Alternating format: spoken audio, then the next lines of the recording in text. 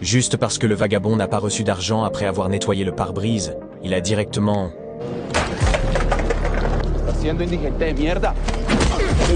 Le vagabond n'avait pas l'intention de demander de l'argent. Sa cible était la jeune fille assise à l'arrière de la voiture. En voyant la jeune fille sortir en courant, paniqué, le vagabond a immédiatement démarré pour la poursuivre. Évidemment, ce n'était pas vraiment un vagabond, mais quelqu'un qui s'était délibérément déguisé. Il a utilisé la voiture pour bloquer la jeune fille, puis l'a enfermée dans le coffre. Lorsque les gardes du corps l'ont rattrapé, l'homme était déjà parti en voiture. La jeune fille, Elisa, était la fille d'un chef de gang local, mais elle venait d'être kidnappée.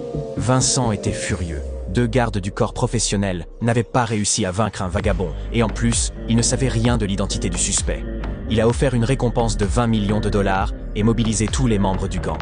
Pendant ce temps, après avoir roulé plusieurs kilomètres, Jack s'est soudain rendu compte qu'il n'y avait plus aucun bruit dans le coffre. Il s'est donc arrêté rapidement pour vérifier la situation. Si quelque chose arrivait à Elisa par manque d'oxygène, ce ne serait pas le résultat qu'il souhaitait. Après s'être assuré qu'il n'y avait personne aux alentours, il a ouvert le coffre.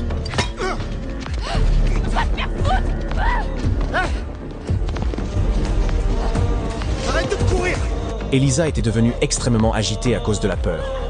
Jack l'a poursuivie pendant longtemps avant de parvenir à la rattraper.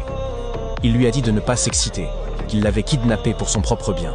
Puis Jack a sorti une photographie et l'a posée par terre, demandant à Elisa de la regarder attentivement. Sur la photo, en plus de l'homme, il y avait 2 autres personnes.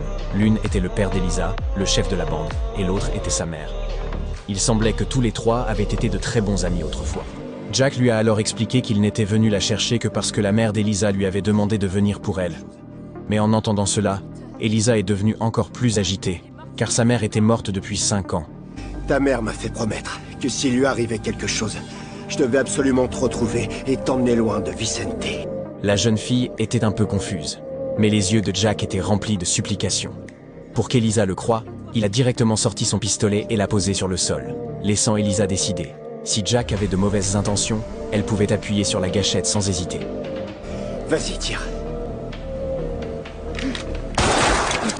Nom de Dieu! Ok, tu me crois maintenant? Tu vas remonter dans la voiture. Maintenant. Dès qu'Elisa est montée dans la voiture, elle a ordonné à Jack de la ramener chez elle. Jack a éclaté de rire en entendant cela. Il ne croyait pas qu'une fillette oserait tirer sur quelqu'un. Alors il a continué à rouler tout droit. Tu vas m'abattre, vraiment, de sang-froid. Ouais. Je pense pas, non. Joue pas à ça ou je le ferai. Tu vas rien faire du tout. Si. Ah ouais? Tu Ouais, crois ça? j'ai pas Vas-y, peur de alors. toi. Vas-y, fais-toi plaisir. Putain de merde! Mais t'es folle! Bordel de merde, qu'est-ce que tu fous?